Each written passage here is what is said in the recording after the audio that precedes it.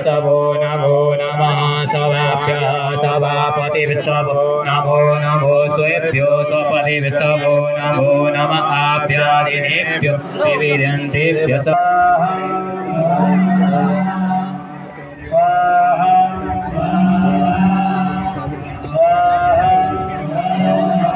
हजुर कुनमा हुनुहुन्छ आफै विचार गर्नुस् है। राधे राधे। अब हजुर कुनमा पर्नुभयो आफैले विचार गर्नु। अब पत्नीको कराले ती व्यक्ति कथा सुन्न भनेर पण्डालभित्र छिरे। गुरुजी कथा सुनाउँदै हुनुहुन्थ्यो। सुनाउँदा सुनाउँदै कथाकै बिचमा गुरुजीले प्रसङ्गमा भन्नुभयो, स्वाहा